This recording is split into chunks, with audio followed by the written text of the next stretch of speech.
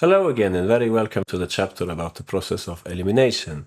This is a very important method. It's an idea that can be used not only in chess but also in other areas. But here I'm mainly interested in how we can apply it in defensive situations. So the process of elimination, basically we're talking about eliminating different options in order to find which would be the least of evils. Commonly, when we are playing chess, you could say that we are trying to see what we would like to happen on the board. For example, we would like to trap the opponent's bishop, we would like to push a passed pawn and make it queen, and so on.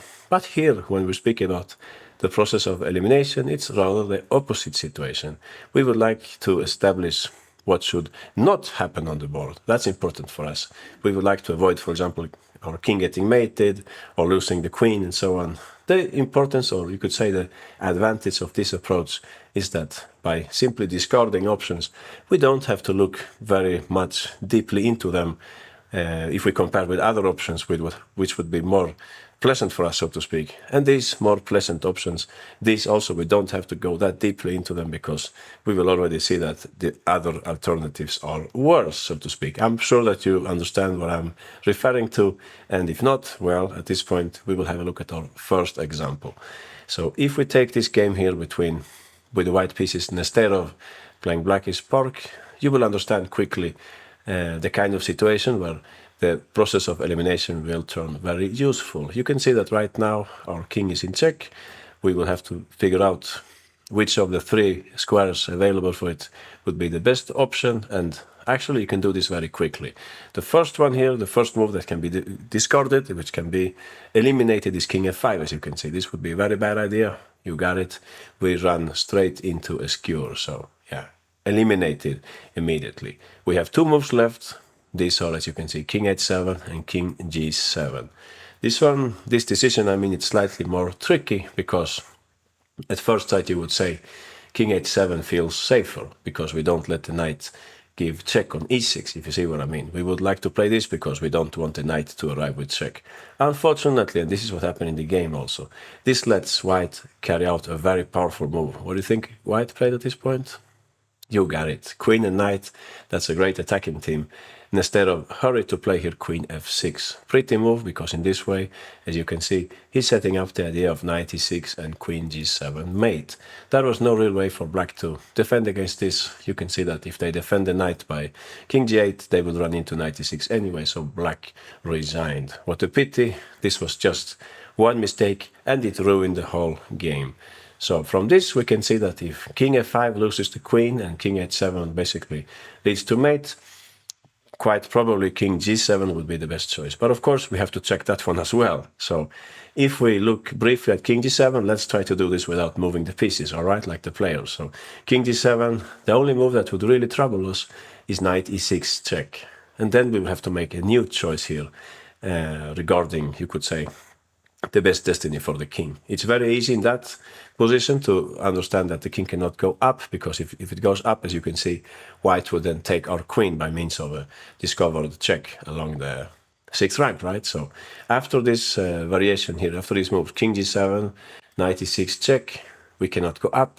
Okay, we have two squares down. We could go down also, like we could go here or there, but you can see that in that case, bad news that the queen is coming to e8. So from that, after king g7, knight e6, we will have to play king h7. At this point, we should make like our last check here to see if this works out or if there's some problem. Let's see.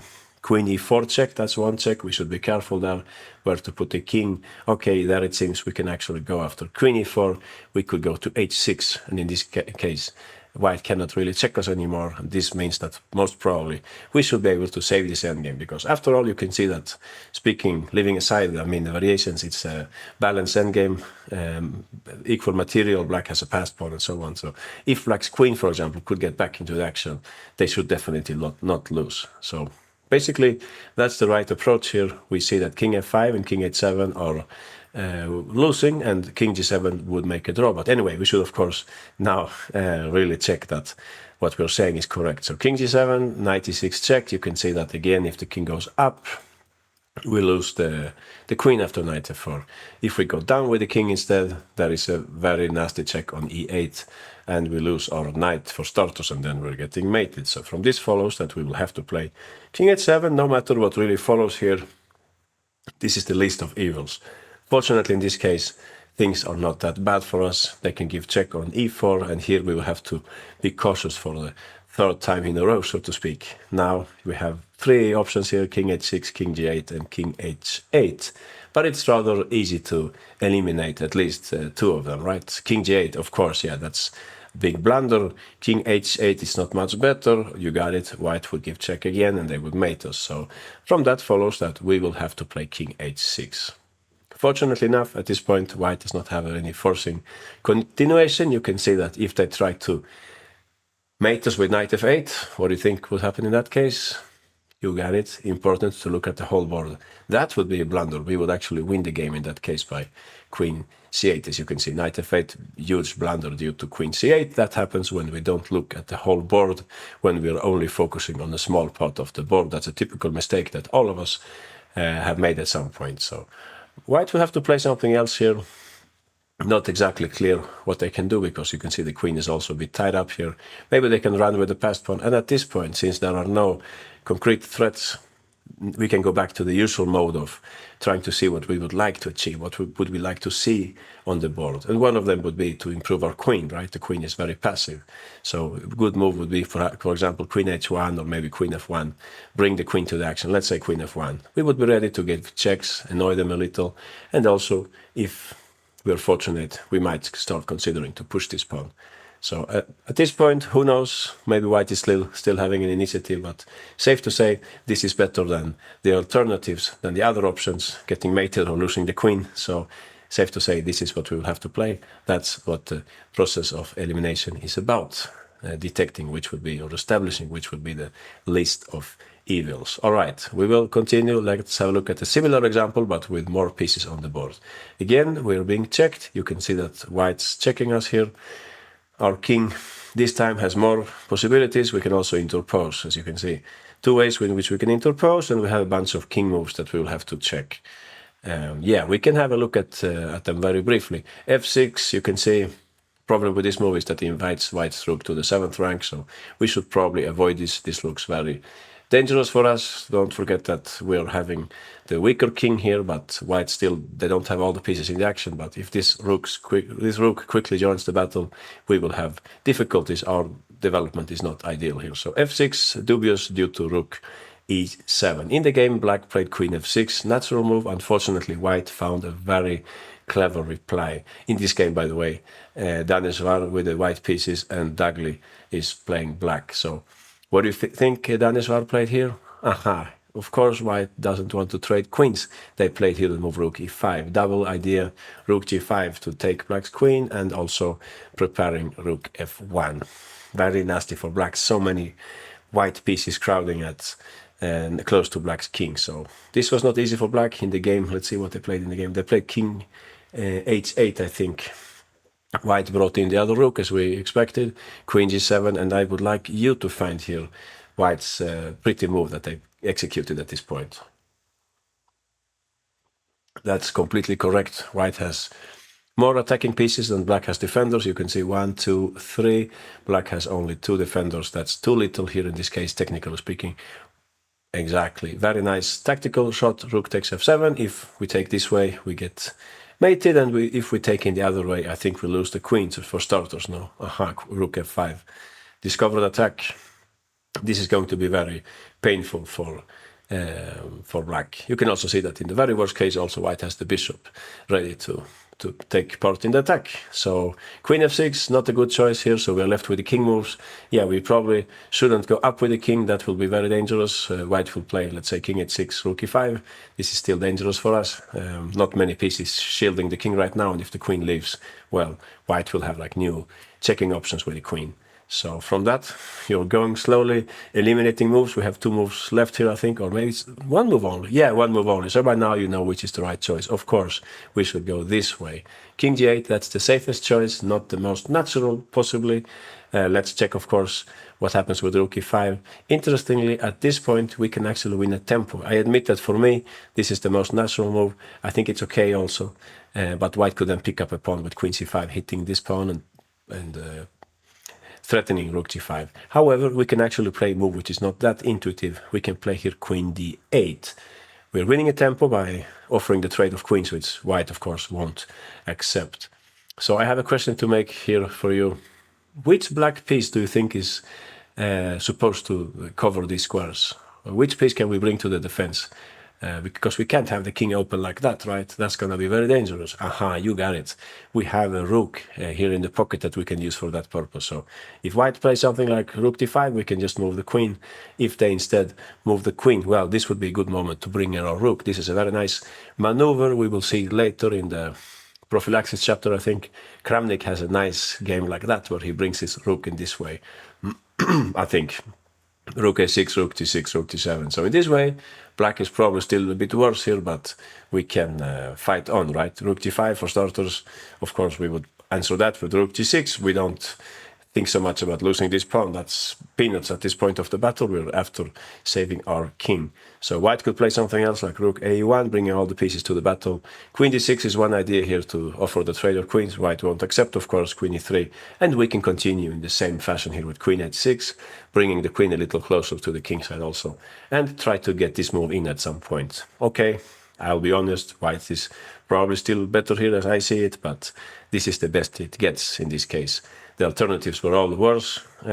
Just for starters, what happened in the game, that should be good proof of what I'm saying. You know, queen f6, rook e5, and white was completely crushing in this game. So important to be able to make this choice. Important to be able to compare the different options and try to establish which is the least of evils. Even if none is really satisfactory, we can say that one is more satisfactory than the rest, so to speak, even if that's perhaps contradictory. But I'm sure you know what I mean. We're trying to see from different options.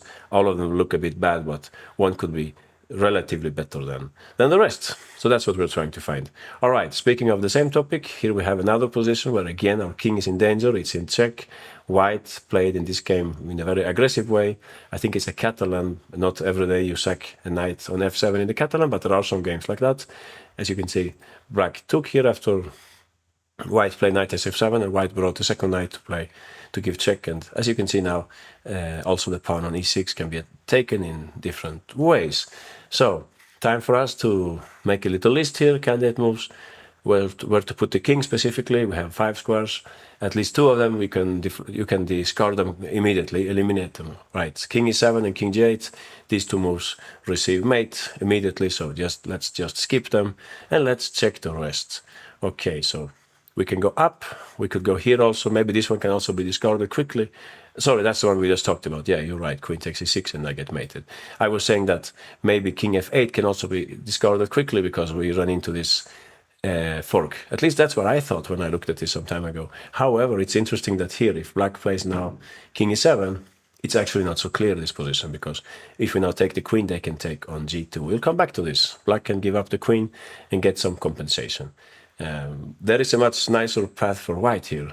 You would say, hey, how is this possible? How can not knight takes e6 be the best move? But yeah, chess is a mysterious game, and actually it's better to keep this in the pocket. Since black was about to take our bishop, we can first take on b7. So if they now take back, well, in that case, we will definitely take the queen and we get a huge material advantage. And if they play something else, well, we'll retreat the bishop or we take the pawn and we keep a healthy advantage. So that's about candidate moves, right? Candidate moves don't play the most obvious move always.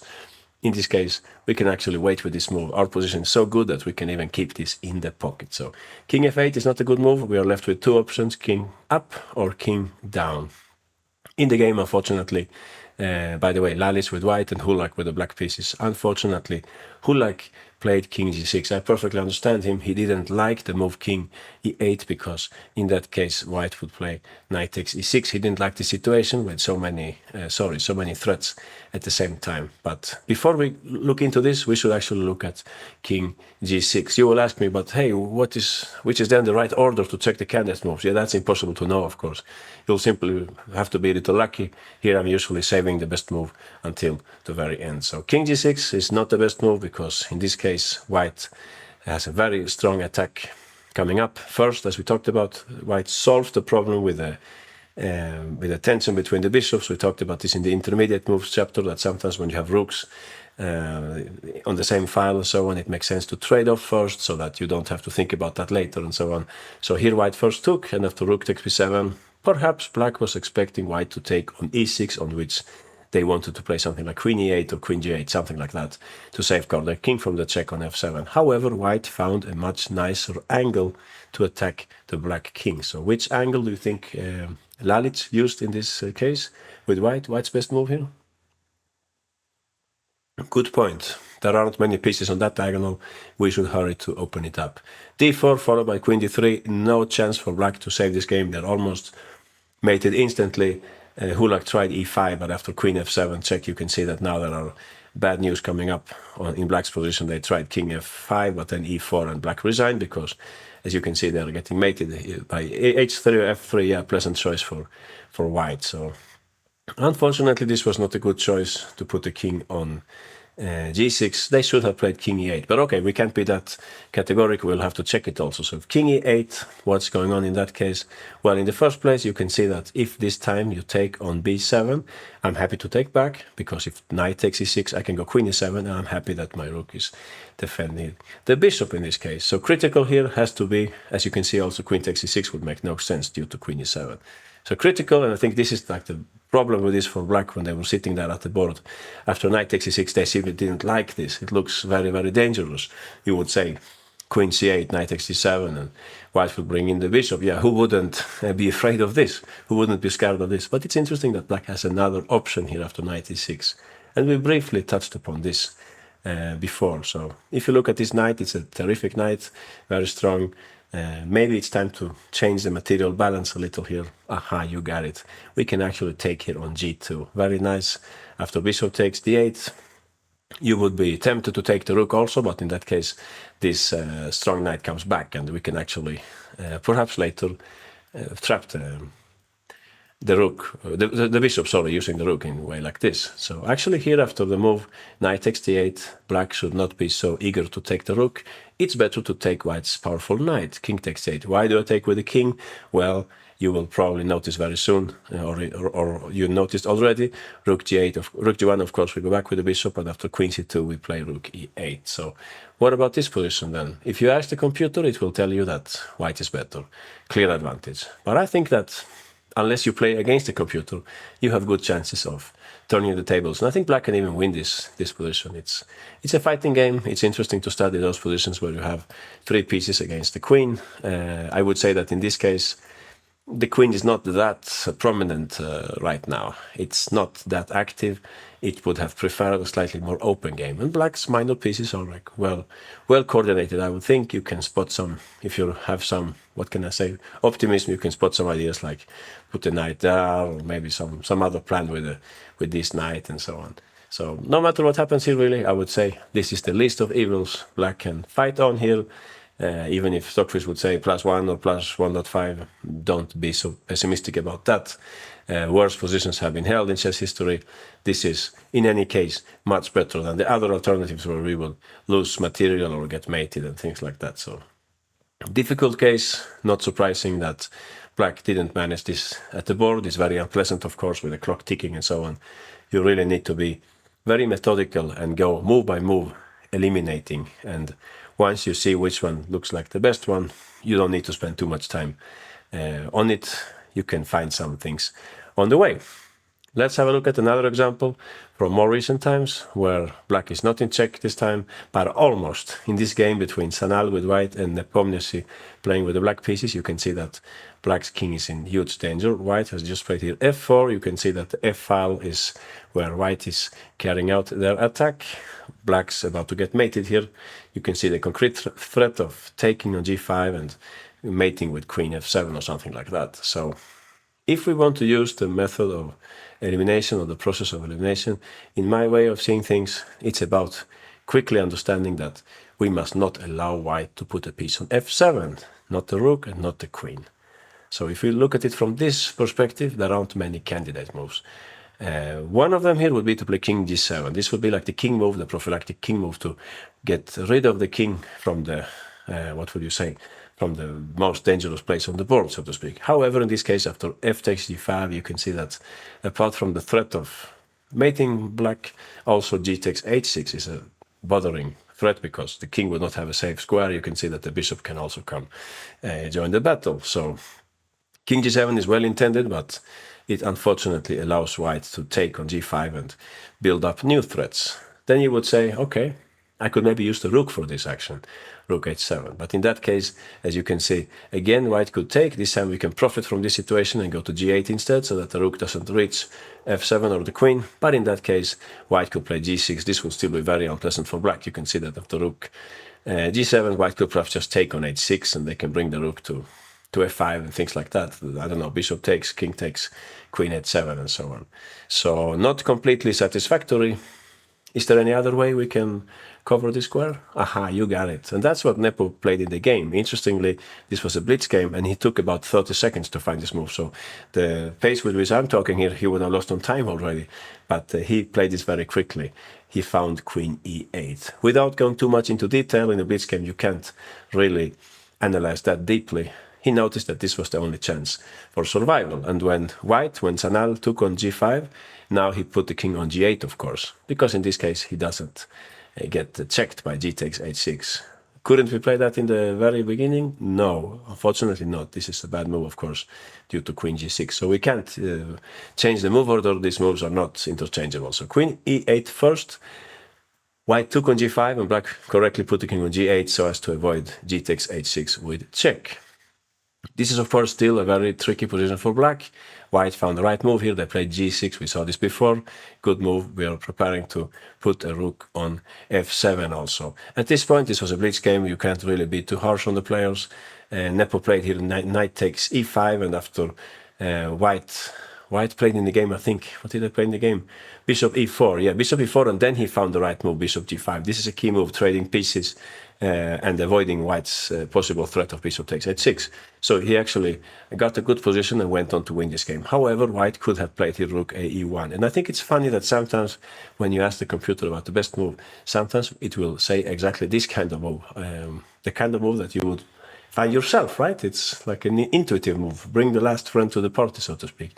Here it's incredibly strong, this move, because simply White's about to take on e5, and you can see that also on the other side of the board, the bishop is exposed on b7. So that explains why this is a good move, but we could have avoided this in the first place had we played Nepo's move, but one move earlier, bishop g5. This was the right choice. Not easy to understand in a blitz game, but basically here we're looking for trades, and we're happy to get rid of White's pressure at the pawn on h6. So White will take on g5. The bishop was hanging right on d2. Pawn takes, they will take back. And here we have to be very careful, because still there is this threat of rook f7 hanging over us. If we take the pawn on e5, I think there are problems also.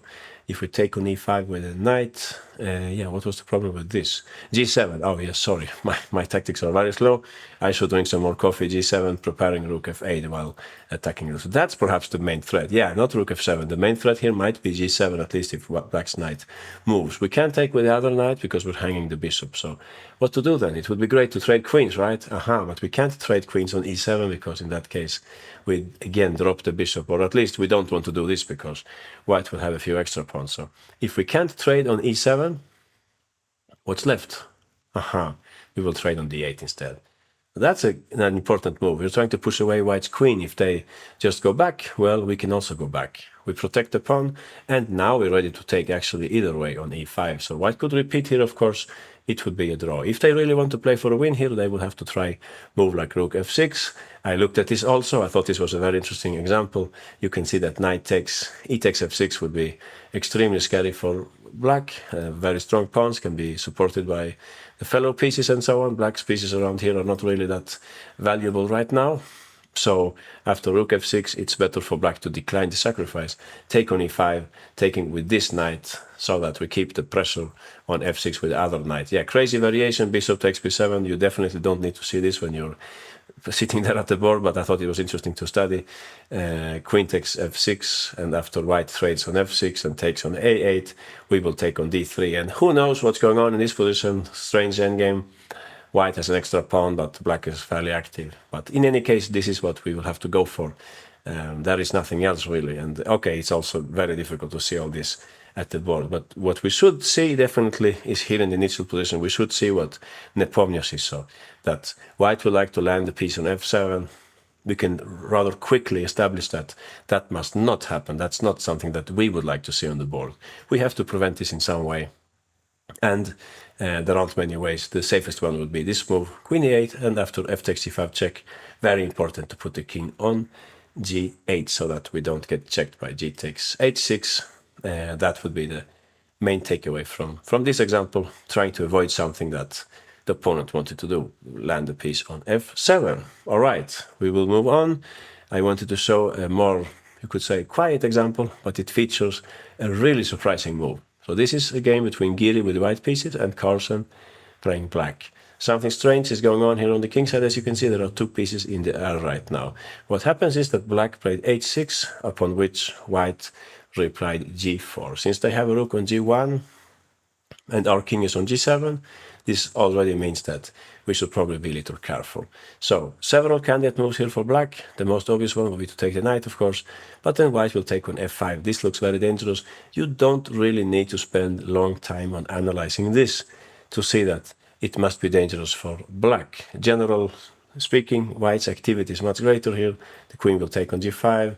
As for their king, it's going to castle long and it will be very safe. Like a nightmare. I don't think Carlsen spent many seconds on this option. So what's left then? Well, we don't have so many other moves, but we can put the bishop on different places. Now, taking on g4, because before we take on g5, that's a common method, the desperate piece, you would say. But in this case, actually, white could take on e4, and this looks ugly for black.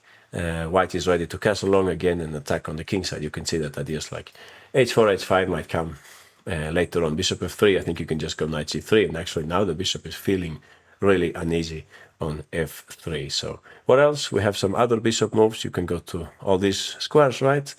But if you go down with the bishop, white will just take the pawn and it will be the pawn up, right? So if you go bishop c8, they'll play knight takes e4, sound extra pawn, they will castle long. Well, this could be like the worst case scenario. This could be our like plan B if we don't find anything better, but we really don't want to play that. Let's see if there is anything else.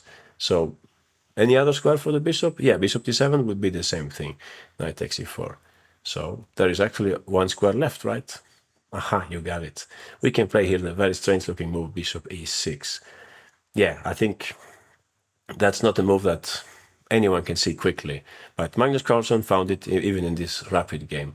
Very impressive. So what's the point? In the first place, we avoid the opening of the g-file. No, the rook will stare at the pawn on g4 for some time. Secondly, if white takes on e5, we're very happy to take on d5. We keep, I mean, they take on e4, we take on d5. We keep the material balance. You can see that this is actually a huge mistake. Sorry, guys. I'll drink some more coffee. Here, as you can see, white is winning the game. Yeah, well, they win the material here. They can play c4 and so on. So this cannot be played, of course. Yeah, I'm sorry. I missed this. We have to take with the queen instead, of course. This is what Carlsen played in the game. He didn't miss it. Queen takes, bishop takes, and if knight takes e5, we have rook c8, we pick up the pawn, and we're okay in this position. So that's like the second point of this strange move, bishop e6. We check the other options, and we notice that this has to be the one.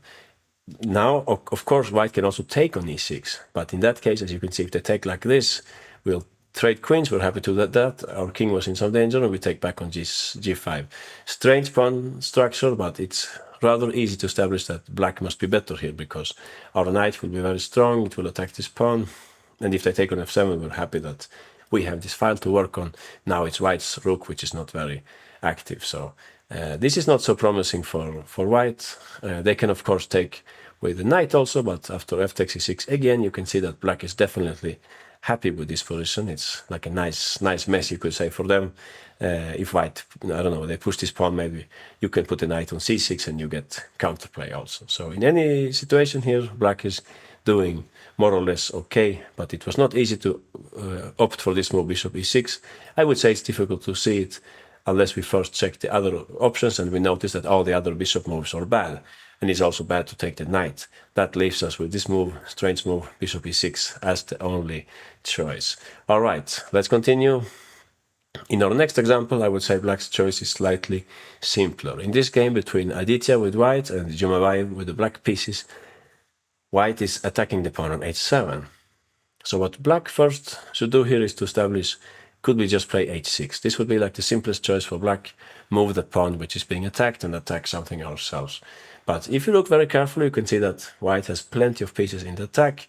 And I think if I was Jumabayev here, I would think something like, okay, I go h6, if his knight moves back, I'm happy. But, oh, I have to check bishop h7, there might be some danger here.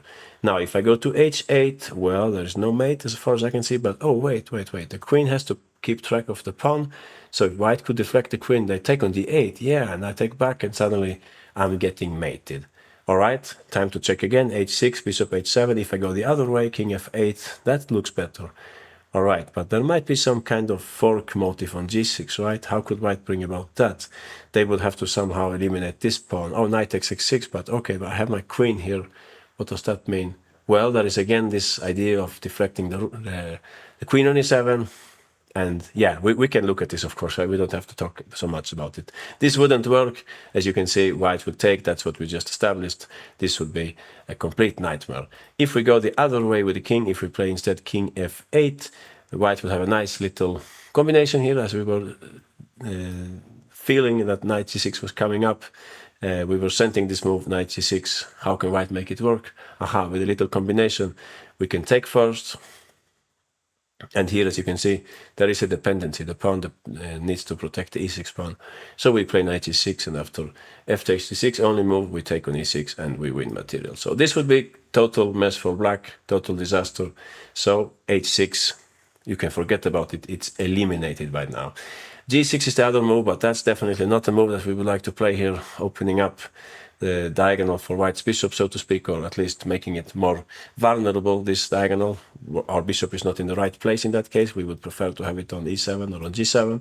But okay, technically speaking, g6, what's the problem with this? White has a little combination, again, based on the fact that black's queen is defending the rook on d8. Aha, perhaps you can see it. Not trivial, because we have so many choices, right? That's one of the difficulties in the tactical battle when you have many choices. It's hard to establish which is the best one. So here I can tell you how it goes. We take like this, knight takes f7, they take back, we take on f6, and after queen takes f6 we could take immediately, but maybe they have some trick with rook d5, so you got it. We start with knight e4, and then we take back on e7, I don't know, maybe on c5, sorry, queen e7, and we take back on c5, and as you can see, white wins a pawn and they have a nice position. So basically, what we have done now, we have eliminated these two options. We can't really save the pawn. We will have to do something else. Fortunately, it's not the end of the world that they take that pawn. I think we had some other example like this in the chapter about counter threats, I think. It's not the end of the world. We can continue doing other things. We saw in several variations that rook takes d8 was annoying, forcing a queen to move away from its defensive duties. That explains black's best move, of course. Jumabayev hurried to speed up development with knight d7. White took on h5, on h7. We played here king f8, and as you can see, nothing's really going on here. White doesn't have any tactical tricks like this anymore. They simply won't work. Everything is defended in black's position, so white took on d7. It doesn't make a big difference. We haven't talked about this yet, but as you can see, this pawn is hanging, and that's a problem for white. In the game, they took first, perhaps to keep the bishop protecting the pawn.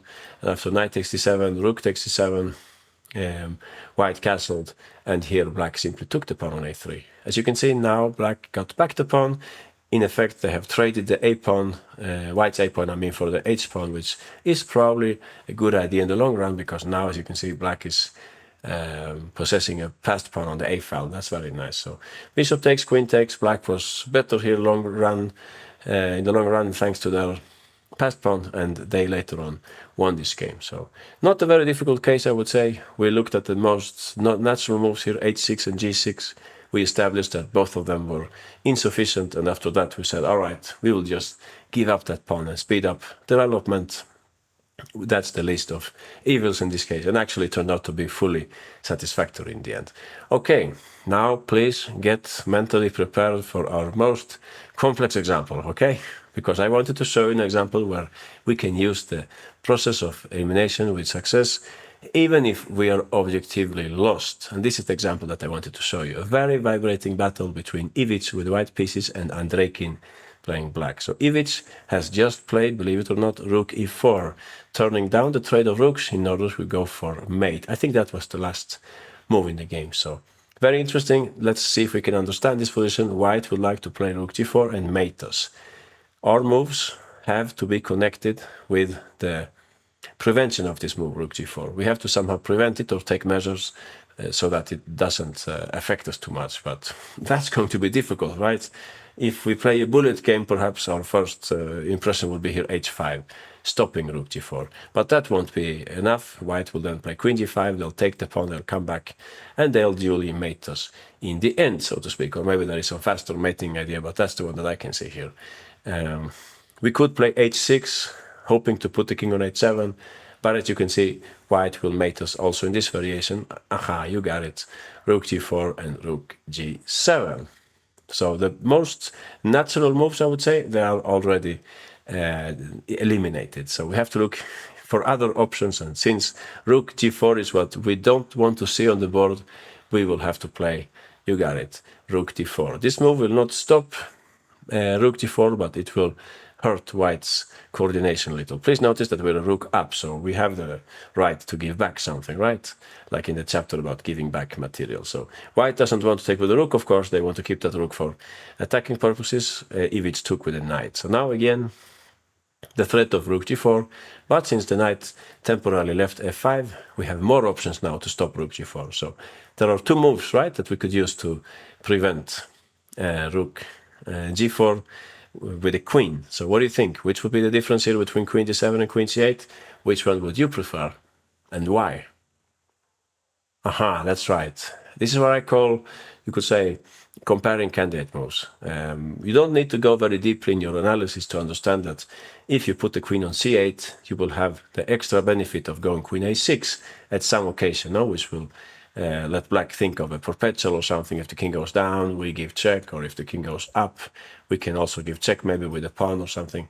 On the other hand, if we go queen d7 at some point, white could then move the knight, and we would not have the check. Also, if we had a check at some point, the king would go back, and as you can see, we don't have a check on the first rank anymore. So if you're in time travel, for example, this kind of comparative analysis can be very useful. You can quickly compare two moves without analyzing them too much. You can try to establish differences. Okay, sometimes you have to analyze, of course, you have to calculate. But in this case, I think it's rather simple. I don't think that, Andreikin spent a lot of time on this move, queen c8. So that's the only choice. Obviously, rook g4 was coming, so we will have to stop that. Queen c8, and at this point, already white has a complex choice. There are two moves, both of which look very enticing, both look very promising, but actually one of them is better than the other. So he played in the game what I think many of us would play. He played knight f5, renewing the idea of rook d4. However, there was a better move, as Perunovic analyzed in Chess Informant. Rook e3 was the best choice for white here to give mate on g3, and also when black starts their counterplay with queen a6, you will see that white's king is better helped by the rook on e3. However, I wanted to very quickly discuss with you the topic of engine lines versus human lines, because if you ask the computer about this position, it will tell you that black's best move is queen g4. Okay, what will white play? Yeah, no problems finding white's best move. Of course, we will go rook g3. black will have to take, we take back. I guess with this pawn, they take on d4, we take on d4 as well. And we have it should be rather easily winning endgame here, because the queen is more than the bishop and the rook, and we have an extra pawn, so basically this must be completely winning. However, the computer will tell you that this is the best choice for black. Please notice the extreme ease with which white replies in this case. Queen g4, we play rook g3. What the computer will not tell you that there is another move which is much more complex for white to meet, although it's objectively worse. So there is a conflict between the objective value and practical value. So if you have this position with black, you should probably not play queen g4, then it's like a slow death. No, white will win without big efforts. What should you play here? Of course, you should go for queen a6 instead. Well, you will not make it against Stockfish, but there are chances against a human opponent that they will go wrong, because what white will have to notice here is that in the first place, king b1 lets black play queen f1, rook a3 allows queen c4, so king b3 is forced. White, in that case, will have to face another check. We'll play c4. They will play king c3. We can give check here with the queen. I think we give check on a5. They will have to take the pawn. Just imagine this. You have to analyze when you're sitting there. You're not allowed to move the pieces, right? Black will continue to give checks. Rook c8. You go down with the king. Black will have another check, maybe like this. Don't go this way, please. In that case, black trades the rooks. You have to go back. Black has another check. And finally, you play c3. And at this point, yeah, white is winning. So my point is that this is not so easy to see at the board. I'm not surprised that Ivic didn't go for rook e3, because it was difficult to see all this at the board. So that's what I'm trying to say. If you are working a lot with the chess engine, it tells you this is the right move, this is a bad move, here it's +4 and here it's +2 and things like that. Be a little careful, please, with those evaluations, because they don't evaluate the human difficulty involved. In this case, it's much more difficult for white to see the whole path here to victory. So objectively, this gives black greater chances. And I think this is the reason why Ivic didn't play rook e3. It's not that he said, oh, queen g4 is coming and I only have this endgame to play. No, I think he would have been very happy to play that endgame. What he didn't see clearly at the board was the consequences of all this, that he will have to bring his queen to c4 and things like that. His king to c4 and things like that. Okay, I hope I made my point clear here. Something about comparing what the engine says is the best move and the human, perhaps in a practical context with a clock ticking and so on. The best move might be something completely different. All right, let's continue. Knight f5 was played by, here in this position, I mean, he didn't play rook e3. This was the best move as we established, but knight f5 was played in the game. So black starts with our checks now. They're actually still objectively almost lost here, but okay. And Reikin puts up a heroic fight. Queen a6 check. We have to go up with the king now with white. King b3, else that is the perpetual as we were talking about with queen f1. Now we have two checks. It was interesting to play both of them, but Reikin didn't like c4 here. Sorry, he liked c4. That's what he played in the game. Yeah, he didn't like queen b5 because he saw that in that case, white's king could slowly move over to the king side. Yeah, you can see that also white's queen is taking care of black's rook. The check is not possible on d8. So black played a smarter move here, c4, which puts more pressure on white. One of the points of this move is that if white takes on c4, in that case, the rook is temporarily, it's opening up this diagonal. Why is that so important? Well, you will see very soon. So, by the way, back to this position here, just another human observation. Maybe what Ivic liked about knight f5 was actually that the rook would stay like closer to the defense along the fourth rank. He felt maybe that was useful to prevent some of black's checks. All right, queen a6, king b3, c4, the cleverest move here because we want to deflect white's rook from the center. And it's here where actually white loses half a point, because they should have played at this point king c3. Instead of rook takes e4, they should have played here king c3. Queen a5, king takes e4. We are back in these crazy variations with the king walking around on the board, but this is how white had to play. You can see that it's not easy. If queen check, we will come back with the king. Rook c8 was the most critical move. King d3, not easy to see this on your mental board. One mistake and you're gone. What a pity, we had such a nice attacking game and suddenly we missed some tactic and we lost. That's what you could think in your mind when you're sitting there at the board. So anyway, here white is actually rather safe. The king can try to move over this way. queen d5 check.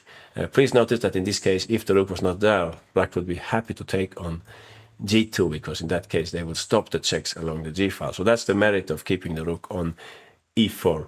King e3, queen c5, and after king f3, the only chance that black would have here to prevent getting mated would be to play queen c6, which means that, yeah, white cannot play rook g4 because the rook is pinned, so they will have to trade queens, and they get this endgame where white is probably winning, but okay, we can at least continue for a while. So this is white's best. If we consider that this is winning, well, then they definitely missed half a point. My way of seeing things is that simply it was complex all the time. Black did the right thing. If white managed to get all the way here, congratulations. They have played very well. Their position was favorable in the first place, but black's main mission here is to put obstacles in white's way and make it difficult for them to gain the full point. So back to the game now. Let's see what happened in the game. After c4, white in time trouble. I think this was move 29. He played here rook takes c4, and now black is able to bring the queen. Imagine to where? Aha, to g2, believe it or not. Queen b5, king c3 check, and we give check first on a5 so as to bring white's king to d3, I was going to say, but he first played king b3, sorry. Queen b5, king c3, queen a5. Now he played king d3, and now we play queen d5 because we want to take that pawn. Not so much for the pawn itself, of course, but in order to prevent the check on the g file. Rook d4, queen takes g2. And at this point, black is finally safe. It's one last detail that we should notice here. Knight e3 can be met with queen g6 check just on time before our queen gets pinned by the rook. So heroic defense by Andreikin. He managed to make a draw later on in this game. By now I think the position is okay already because material is about equal, and also we are ready to play at some point here queen g6. So fantastic effort to save this game. It was very difficult. He found several only moves you could see. You could say he knew that he had to prevent this check on g4. He tried any possible way here to prevent it. First he gave away a rook. Later on he put his queen on c8. White had some chances of winning this game, but it was never easy. And you can see that also by bringing in the queen to the attack, we made it more difficult for white to make the right choices here. So very nice, opportune defensive play by black in this game. Okay, I wanted to turn the page here and talk a little about when we can use the process of elimination also in the positional battle, for example, when we have an advantage. And that's what the next example is about. It's a completely different story. Now we have a game between Caruana with white and Karyakin with the black pieces. You can see that it's some kind of Pillsbury knight on e5. White is having a nice grip in this unusual pawn structure. Something happened here. I can't really remember how it happened, but white lost the a pawn and black lost the c pawn, you could say. Or maybe they lost the e-pawn. In any case, this was very nice for white. Somehow they have a stronger central control. But in this kind of structure, where you have this, you could say, this kind of pawn phalanx, you have a huge weakness on e4, right? So black's really interested in occupying that square. If they could plant a knight on e4, it might be this knight or the other knight. It would make their task much easier. And in the best of worlds, they would later on try to push away white's knight on with f6, because white, they don't have an outpost like black has on e4. So Caruana is playing for an attack here. You can see that the bishop is very nicely placed for that purpose, but he doesn't want to let black put a knight on e4. That's something that he doesn't want to see on the board, so to speak. So his next moves here are, I think, linked to that idea, preventing black from putting a knight on e4. If you play some random move here, like, let's say, queen f3 to play queen h3, black will be able to put a knight on e4. Which knight? Yeah, probably this one, so that this one keeps defending. So this would be more or less okay for black, I think. Such a knight makes a huge difference on the battle. So in the game, first he takes on f6 so that this knight cannot come down. And after bishop takes f6, you can see that again, black is hoping to put a knight on e4 to obstruct white's attack. So what do you think Fabiano Caruana played at this point? That's right, there is a way of preventing this. Caruana played bishop a3. Very nice, pinning the knight so that knight e4 would drop the exchange, which is probably a bit too much. Black would love to play rook e8, but there is a tactical issue with this move. I'm convinced that you can see it. Aha, standard tactic. It's in all the tactics books. Exactly. Try to cook up some attack based on these three pawns. You got it. Bishop takes d6. Bishop takes h7, and after king takes a7, okay, they can play something else, but then we'll just the pawn up, right? And queen h5 we take here, and I think later on we'll have to establish, we could probably just take the bishop. If it works with rook f3, that's nice also. Yeah, interesting, maybe that could work. Bishop c8 maybe. Yeah, I'm not sure, maybe we should just take the bishop. But in any case, you can see that this doesn't really work out for black. They can't play the natural move rook e8. So in the game, Karyakin instead played bishop c8, which makes a strange impression, but it was difficult to give him good advice. Caruana immediately punished this move by playing queen f3. You can see now the pawn on d5 is hanging, and bishop e6 would just invite f5. So Karyakin went back for the bishop. When such a strong player goes here and there with a piece, that means probably that something is very much wrong in that position. So Caruana felt that there is not really a big hurry in this position. He slowly prepared his assault here. He saw the idea of queen h3 and knight e7, but then he observed that bishop c8 might make things more complex, so he started with simply improving his pieces. The rook will come to c1. Black, they don't have so many good options here in the game. They tried.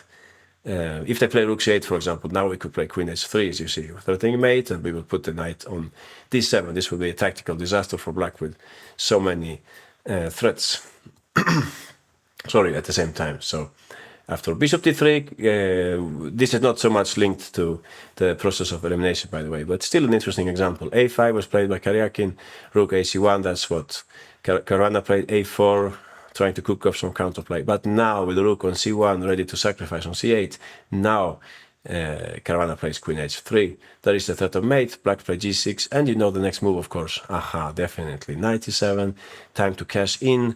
Black won't be able to save all their pieces here. They played in the game bishop e7. If they play bishop c8, of course, you got it. That's why he put the rook on c8, because in that case, after rook takes, he's ready to take, and black cannot take back on d7 anymore. So knight e7, bishop e7, and white simply won the exchange here. Knight takes f8, bishop takes f8. I wanted to ask you, what do you think white should play now?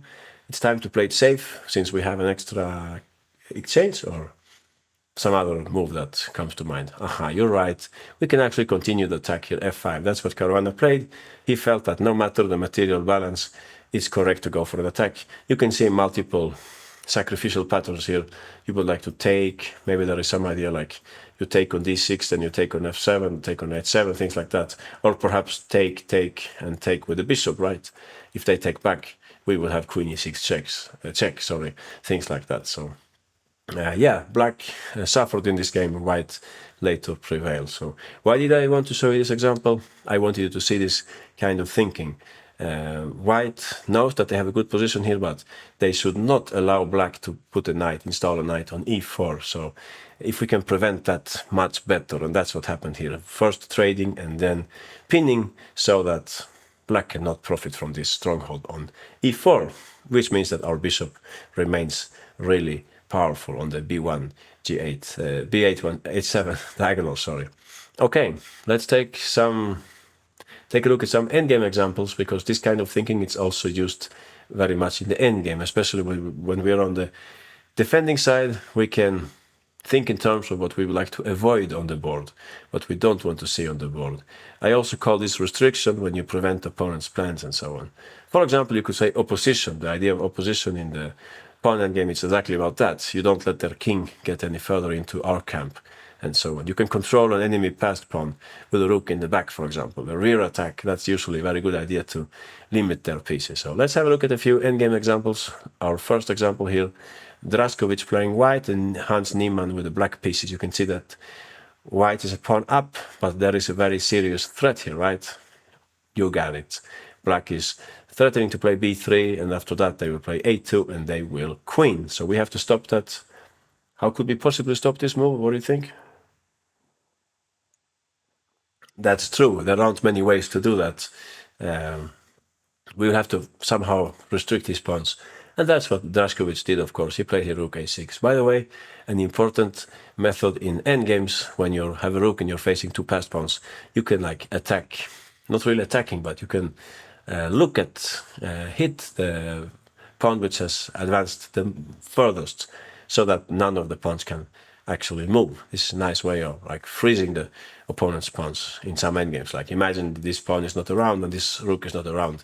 That would be the best way of arranging the attack at those pawns, and then we would like bring in the king, or we would take the pawn and come back. But okay, that's not what we have here. Black has a rook also, so that's not gonna happen. So rook a6, very good move. b3 now fails for several reasons. The simplest one perhaps just take, and after b2 we play rook b3. You see that there are no tricks whatsoever here for black, so that cannot be played by black. After rook a6, Niemann played rook b2 instead. Now, new threat, of course, rook takes a2. That cannot be tolerated, or at least we have to do something strong as a reply. And that explains why it's next simple move here, rook b6. You might ask me, why can't we put the rook on a4 instead? But again, here we're back to the what I call like the comparative analysis. If you have two moves of basically the same function, remember Andrekin's queen move, no? Queen c8 or queen d7, same method of, or same idea of preventing rook g4. We can sometimes generalizing, we can understand which one is favorable, in this case, preferable. So if you play rook a4, you put the rook in a very passive place. If you put the rook on b6, it has the benefit that black's king cannot approach. Yeah, it's very obvious, of course, but still I wanted to single that out, that we can have these like small choices and we can generalize a little and we can understand which is the best choice. So that's what he played in the game. Again, you can see, of course, b3 fails because after pawn takes a2, we're right in time to play rook a6. So actually black should be a little careful here. If they play slowly, white will also try to improve their position, like push these pawns and so on, bring in the king. So what Niemann was here, simply he repeated with rook b1. And after rook a6, the game was a draw. Had he played king f7, trying to bring in the king, well, as we're saying here, white will also play on their side. They have an extra pawn, so they have every right to believe in counterplay. King f3, king e7, e5, and we're getting ready to perhaps even move up the king at some point. King d7, e6, and at this point, black can't chase the white rook with the king because also they have to keep track of the pawn. So that's what could have happened here. Very simple example, but I thought it was important to talk about this also a little. We don't want to see b3 happening. We have to restrict black somehow. That's how the process of elimination comes in. All the other moves are irrelevant here. The only relevant move here is basically rook a6, not letting them play b3. Okay, let's continue our next example. It shows a different facet of the process of elimination in the endgame. There are situations where you can choose between a passive defense and an active defense. You need to compare these two and try to figure out if it's worth it to go for a passive defense, like fortress thinking. If you can keep a fortress, then great. You can go for the passive defense. But very often, I would say in practice, the active defense is preferable. We can reject the passive defense. We will establish that it leads to some kind of slow death. It allows the opponent to slowly improve their position, and it's not very difficult for them. Practically speaking, they can easily find the right moves. But if we go for the active defense instead, we make life more difficult for them. And that's what happened in our next example between Vega Gutierrez with white and Alexander Fier with the black pieces. So you can see that white is having the initiative in this endgame. White is more active. There are a few different plans for white here. One thing to notice here, please, white's king is way more active than black's. No? This makes a big difference once the endgame is reached. So what Vega possibly had in mind here was to play something like knight e5. Try to trade off black's active knight. They take back. We take with this pawn perhaps to avoid the black passed pawn on the e-file. And once that happens, you can see that after knight e5, knight takes, c takes, you can see that there is a weak spot on f7. Black could defend this pawn, but white will have a very dangerous plan with king g4 and h5. White will exploit their active king and try to enter on the king side one way or another. So this is something to take into account. If we want to defend in the passive way, we could play something like rook c7. So I had a look at this just to understand myself how serious is white's advantage here, and I'll share here with you what I think is the main conclusion. Knight e5, white sticks to their plan, knight takes, we take with the pawn, and black at this point, they could use the other rook also. This is coming, right? This is coming. They could use the rook here to protect this pawn so that they would have more freedom for the other rook. Unfortunately, if they do that, if you look at these two rooks, it's easy to establish which is the active one and which is the passive one. So if your opponent has passive pieces, don't trade them, but if they have active pieces, you can try to trade them, and that explains why it's best move here. Of course, rook c1. So after rook takes, I was going to say, but okay, we can play it in this way instead. King c8, rook takes, king takes. Now white can just continue with their evil plan on the king side. King g4 to push h5, king d7, h5. Interestingly, you would say, okay, but black is holding, black is defending. Actually, black is dead lost here. Black is dead lost, believe it or not. Like they take and we take, and if you take, they will take, white will take with king and they will enter. And in the end, you can see this kind of typical pawn endgame where in the very end, this pawn is going to fall off. No, so I don't know if black can somehow stay in the rook endgame, but look at that tragical rook. White will play something like king f5, maybe rook h8. Looks horrible, though. This is exactly the kind of picture that we want to avoid. Material balance, but we are completely passive. This nightmare for black, this kind of endgame. So, what's the other choice then? Well, Fier noticed a nice way of opting for active defense instead. He played here, very often active defense is connected to sacrifices, by the way. He gave away a pawn in order to activate his rook on c8. How can he do that? Exactly, he played here the move b5. Very nice. I mean, it's also typical in the middle game, this kind of sacrifice. In the King's Indian, for example, you have, or the Benko Gambit, to just give you a initial example, it's a typical way to create counterplay. But here it has like a special connotation because it means that now we have a more active battle and white won't have that easy ride that they had in the previous line. So let's have a look at here what could happen in the game. Vega took on b5 after rook c3. Yeah, by the way, if you go knight e5 here, it's different, right? I think I looked at this also. Yeah, we'll take on c4 and suddenly it's already a different position. We will bring in the rook and attack this pawn and so on. Pawn takes c4, rook takes c4. This was the line, right? Knight takes, pawn takes, rook takes. And this time, as you can see, we won't put the rook on h7 anymore. We have a much nicer destiny, of course. We will put the rook on e8 instead, and we're targeting this pawn. So this looks like more fun for black, much more fun. Let's see what happened in the game. White after b5, nice move b5. White took on b5. You can expect black's next move, of course. Rook c3. The rook gets there with tempo. White played rook f3, and black, of course, they don't want to trade off their active rook. They played rook g2 with a big threat of rook g2 mate. White went back to f2, and here something interesting happened, I think. No, not yet. Yeah, it was here, exactly. So I think that Fier was playing for a win. He's a very combative player, Brazilian grandmaster who always wants to win all his games, which is nice, but sometimes we have to also be happy with the draw, and tomorrow we will play for a win and so on. So he didn't want to repeat moves here with rook c3. He went all in with knight e2 instead. At this point, he went all in with knight e2, which backfired after king g4. You can see here one of my favorite topics, magic distance, rook c8, and here, can you find white's smart move here, trying to trade pieces? That's correct. There is a nice way of trading pieces here. Rook 1 h2, rook h2, sorry, in this way. We use this fork to trade off one black rook. That's what Vega played in the game. After knight e4, she traded on c2, rook takes e2, knight takes e2, and then continued with her plan here. Knight e5, you can see rook f2 is coming up next. Unfortunately, black's counterplay has somehow backfired here. The active rook left the board. That's one big problem for them. So they should simply have repeated here instead. After rook f2, they should have repeated with rook c3. I had a look also what happens if white goes for a win here. If they play king g4, I think the computer was still singing advantage for white, but it's evident that in a human battle, there are chances for black, right? Even mating ideas. You can see some mating ideas. If this rook accidentally moves away, or rook d1, for example, you can actually mate them with rook h3, if you see what I mean, or you're very close to mating them at least. So black is not without chances here. Rook d3, good move to prevent knight e5. Rook c2 perhaps to limit black a little. Some plan maybe with rook c1, but okay, again, we have to be careful about this move. Rook h3. Rook e3, that's what I was looking at, so that we limit the knight on f6. It's far from clear, this position. White is still a pawn up, fair to say. But black has their chance, how would you say, their share of the chances.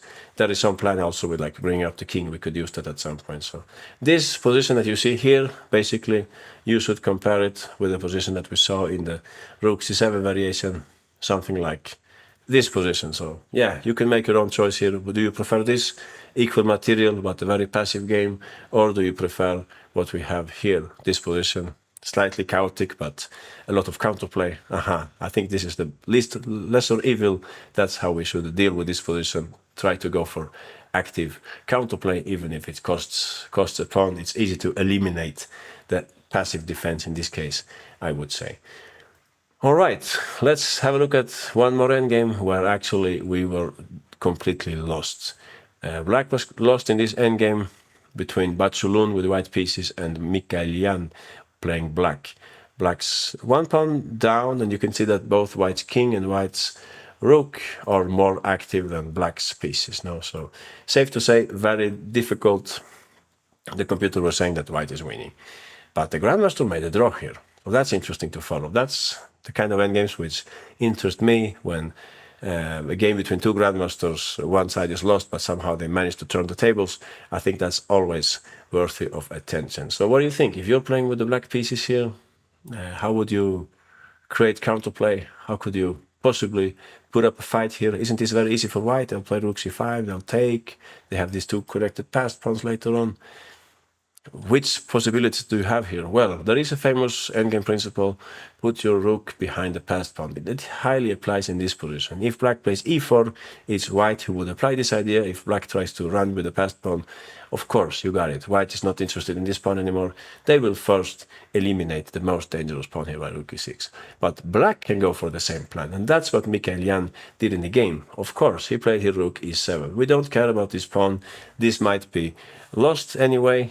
In fact, this position is lost, but this is the path which will be most complex for the opponent, which will put obstacles in their way. So let's see what happened in the game. White correctly understood that they should not let the pawn run just like that. They played here rook c2. Good move, so as to block the pawn with rook e2. Black continued with their plan, e4. White took to win time, and after f takes e4, we arrived at a critical moment in this game. There were, I think, at least two moves which would win this game, but unfortunately the Mongolian grandmaster, he played something else. So what do you think? What would you play in this position if you're white? Yeah, we can flip the board just for a short while. What crosses your mind in this position? Would you take the pawn? Would you play some more defensive move? Or is there something else that you would like to do here? Not an easy choice, right? Imagine you're sitting here at move 41. You have to make this big choice. So the best choice would be to, we will go back again. The best choice here would be to, if you said that, congratulations, but okay, it's difficult in such short time to find the right answer. Best choice would be to just bring back the king to defend against the pawn. Black can try to bring their king in, but in that case, we will come first here. Now it's by one tempo. I think if black had a chance to play e3, it would be a different story. Well, actually, maybe not, because we will have rook e2, right? Yeah. Probably not a different story then. But in any case, white will play king e3. And they're already on the safer side. There is a nice plan with rook c5 later on. They have everything under control. Sorry, so most probably white would win this position. There was another option also. I think you could play rook f2. That's a nice move, but not so easy to understand. But okay, or easy to understand, but not so easy to understand during the game. I mean, rook f2, we cut off the king, and if they play e3, we go rook e2, and now we actually just pick up the pawn. So these were two good choices. However, in the game, white fell for the tempting move, king takes b5. I think what they were looking at was e3, rook e2, king f6, king c4. The king cannot step on e5, it has to go to f5, and we go king d3. Black's king cannot go to f4, that's illegal, so this means that white will pick up the pawn. I think something like that might have crossed the grandmaster's mind in this case. However, what do you think black played? That's right. There is another endgame principle called king first, and that's what black used successfully in this case. They played here the move king f6. Very clever, because now they're putting obstacles in the way for white's king. In the first place, king c4, we just invite rook c7. You see, we don't have the square anymore, like if black played e3 straight away. So if white starts by moving the rook, well, we will go king e5, and as you can see, no way, the white king will not get back on time. Black can play rook c7 first, pushing away the king, and later on they can continue to enter here with the king, something like this, and e3, and I think white might even be in danger of losing at this point. So, yeah, the position definitely changed here after king f6. In the game, white tried the move a4. They started running with their pawns. They were expecting perhaps to prevail thanks to these fast pawns. But however, black continued their plan. King e5 was possible, but okay, black played e3 because they saw that if rook e2, they would go king f5 so that the king comes to e4 anyway. So white, they don't have a chance to bring the king to take the pawn, so to speak. So, all right, what happened here? a5, king e4, as you can see. Now the king is getting closer and closer. Of course, white will sack on the pawn and then try to queen the pawns. But as you can see, black's king is comparatively close. Let's see first what happened in the game. They played a6 in the game. This isn't black's task. Now they notice that they can actually use a side attack to make a draw here. Instead of hurrying to this was also working, but what he played in the game was nice. So rook e5 check and king a4, rook e6. Nice side attack. As you can see, the pawn cannot advance. Then there is rook a6. White tried king a5 and black just continued with the same policy here. Rook e5, check, and king v6, rook e6, and we continue with the checks. King v5, rook e5, king c6, rook e6, and the draw was agreed at this point. What was slightly more critical was if white would have pushed the other pawn. After king e4, they could have pushed the b pawn instead, so that this pawn, like they marched together. Then this side attack, I think it wouldn't work anymore. But black could continue in, you could say, conventional way here. Betting on the passed pawn. So for that reason, we can go in two ways. It seems more logical to me to go this way to stay close to white's pawns. Let's say rook e1. We continue to hit the rook, king d2, rook somewhere, rook h1, e2, a6. White continues with their policy. It's time for us. Yeah, this wouldn't make so much sense. They will play rook h2 if rook f7. So e1, let's say, e1 queen, rook takes. Okay, little endgame question for you here. Take with king or take with rook? Yeah, it's a silly question, of course. We know that the rook is better placed in the back of the pawn, and why on earth would we move the king further away from the action? So, of course, we should take with the rook. This is very important to put the rook in the right angle here. So after a7, we're ready to play rook a1, and after that, our king is also closer. This is going to be a draw, king v6, king c3. And yeah, it's even white who should be careful here. Although it's also not difficult to make a draw. b5, we continue to get closer, and white can play something like king b5, king v7, sorry, king takes b5, and they queen. We take on a8, king takes. If these pawns, please notice if there were one file more to the right, black would win, no? Probably, bringing in the king. Well, I think so, or maybe not. Yeah, I think so. We would play king here, and you would go and take the pawn. Yeah. So white is fortunate that it's an h pawn, right? So black can go and take the, yeah, like obstruction. No, we obstruct the king. We go and take the pawn, but white will always make it to stop the pawn in the end. So this is going to be a draw in the very end. But anyway, this shouldn't have been a draw because white was much better in this position. But after rook e7, this was the right choice. Black took the last chance, so to speak. White made a bad choice here after rook c2, e4, pawn takes, rook e2. Did they play rook e2? No, they played in the game king takes b5. So rook e2 was perhaps possible, but even stronger, of course, king c3, bringing in the king quickly to block the pawn. Yeah, rook c7 is not a problem. We can play king d2 and our king is very close, right? That's the correct way here, playing a little for defense with white, I mean. In the game, instead, they went all in with king takes. Possibly they forgot about the fact that black could actually start with bringing in the king. It gave them like greater flexibility since white's king cannot come back so quickly. And black was later on able to make a draw here. Yeah, they really put maximal obstacles in white's way, you could say, in this endgame. Our last example, I wanted to show you another endgame where we're actually sitting on the right side of the board, so to speak. We're actually having an advantage. And even then, just like Caruana used, you could say, something related to the process of elimination in his game by preventing the opponent's plans. Here also in this bishop's endgame with the white pieces Swane and playing black Peter Svidler, Svidler used the same kind of thinking, I would say. He knows what he would like to happen on the board, but he also knows what he doesn't want to happen on the board. So in this position, you can see that we have bishops of the same color. Whenever that happens, the color of the squares on which the pawns are placed, it's a huge factor. So you can see that already white has slight problem here with the pawns on those squares, but actually if it was white to move, they would be very happy to play g4 or f5, fixing the pawns on the right color, so to speak. And of course, Svidler didn't allow that. He knew what he was looking for, or what he was not looking for, so he played here the move f5, fixing the pawns in the right order, the right color, so to speak, with respect to the bishops. After king d3, here you have another example of how you can quickly use the process of elimination, even in better positions. Of course, we should not allow them to bring in the king, so we should play b5. So two moves, you could say, basically. You play them because you see quickly that there can't be any other better option. We should not allow white to fix pawns on light squares, and we should definitely not allow white's king to enter. So as simple as that. The rest of the endgame is very interesting, but I will still tell you that it's not really related to our topic anymore. But I would like to have a quick look at it. So let's see. Bishop d4. Black would like to take on d4, but white's king is too close. So let's not do that. But please keep in mind that this kind of pawn structure, apart from the fact that we are fixing pawns on the right color, it also means that we have two pawns holding up three, right? It's something I discussed also in mastering endgame strategy, this kind of situation where one pawn stops two or two pawns stop three. That's very, very important, especially in pawn endgame. So the time is wrong for the transition into the pawn endgame, but we should keep this in mind. Bishop e7 was played by Svidler. In this case, you see they keep the bishops on the board, and h5, h4 becomes a possibility. White played bishop e5. It's time to bring in the king before white managed to reach d5, so king e6, king d4. And at this point, Svidler played in a very nice way.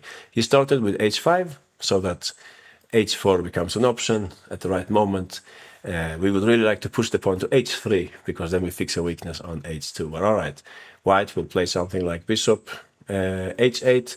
We don't want to play h4 still. They'll probably take on h4 and they will have a passed pawn. So it's time to look for other ideas.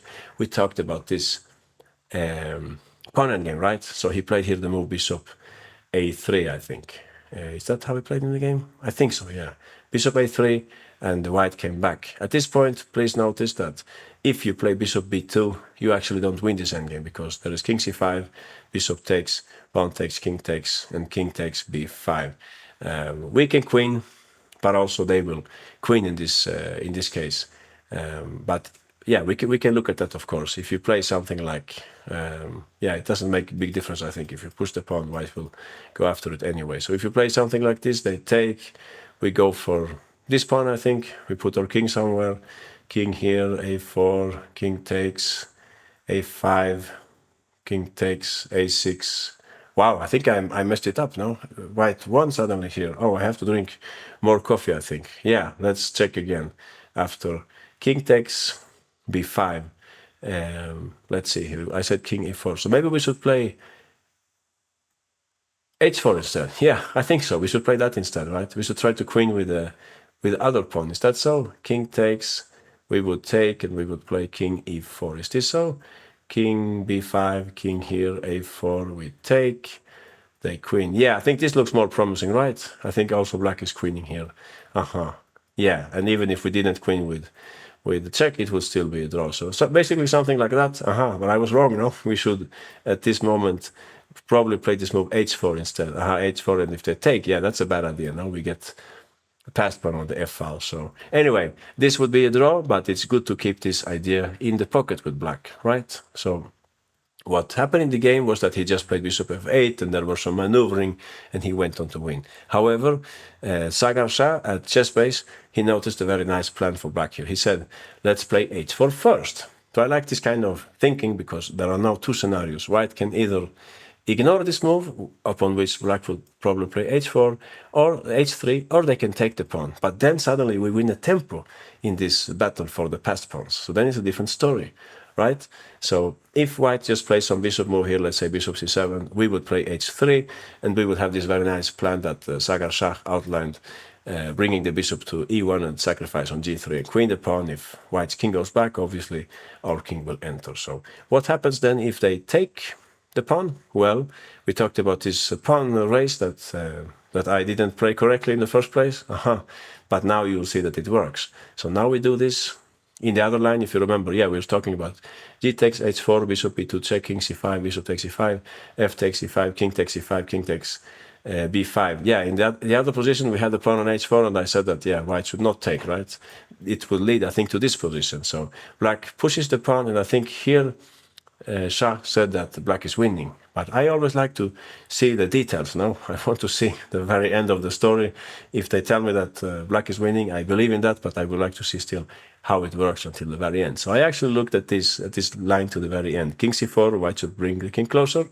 Please notice that black is queening with check, so it's no point of running. Also, black's king is inside the square and so on. So here, black can of course not play f3, then there is king d3, so black will have to play king e4. So that again we have f1 coming up with check. White would insist with their idea king c3, so as to bring the king a little closer. f3 would be a huge mistake, then there is king d2. So of course, you got it. Black would play king e3. So my question is, why does this win for black? Isn't white also queening now?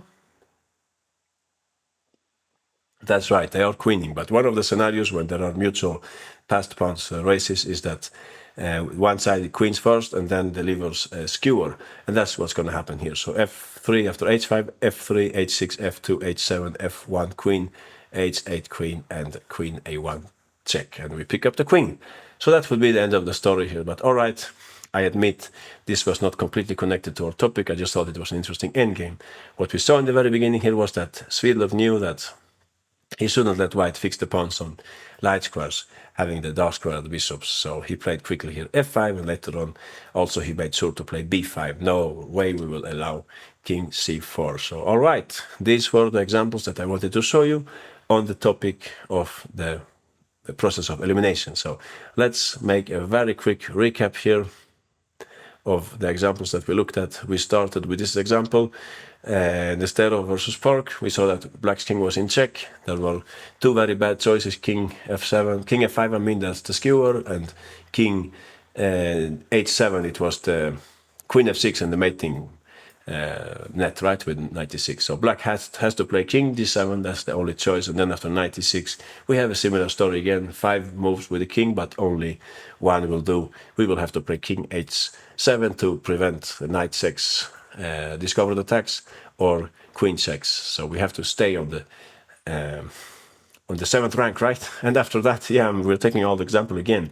If queen e4 check, we will have to play king h6 to avoid the checks on g6 and on d4. I hope you see what I mean here. Many arrows, I admit that. I was saying that we play king d7, after 96 we have to go king h7, and after queen e4 we have to go king h6. These are 3 consecutive only moves, you could say, else white's queen enters, or at least is discovered attack with a knight. So very important to see this, not so easy. We really have to make sure that we compare the moves and we don't forget about any option. We had a similar situation in this game where black should not play queen f6 due to rook e5. It turned out that king g8 was actually the safest choice for black. Then it's more difficult for white to start an attack. Rook e5 was possible, but we have queen d8, and later on we bring the rook this way. Black is suffering a little here, but their sufferings were much greater in the other variations. We saw the very interesting example, Lali's Hulak, where Hulak had a very tough choice to make here. 5 moves, 4 were wrong, only 1 was correct. Go back with the king, get ready to sack the queen here. Knight takes e6, bishop takes g2, knight takes, king takes. Later on, bring the bishop here, the rook there, and we would have some chances at least to keep the battle going. We don't get mated like in the game. We saw Nepo's very nice game. Don't let them put a piece on f7. We have to play queen e8, and after they give check, don't let them take with check. We have to play king g8. We're still suffering a little, but it's the best it gets in this case. We saw Giri Carlsen. Carlsen played a very surprising move, bishop e6. We can only find this move if we actually check all the other moves, and we establish that all the other moves lose something. This move doesn't lose anything, it seems. Strange move, but yeah, that's sometimes how chess works. This move, not intuitive at all. We really need to go move by move to find it, I think. Aditya versus Jumabayev. The problem with the h-pawn, Jumabayev established that it was impossible to save this pawn. We better leave it, and we speed up our development instead. We have a small triumph in the weakness on a3. We can live with losing the pawn on h7. It's not the end of the world.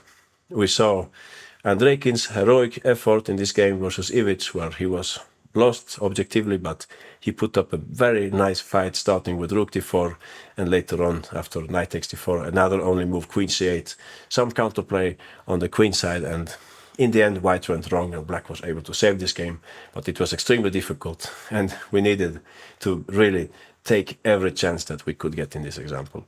Caruana versus Karyakin, different story. What Caruana did was simply eliminating the plan of knight e4 by first trading and then pinning, which meant that he would keep a nice attack in this case, thanks to the strong bishop on c2.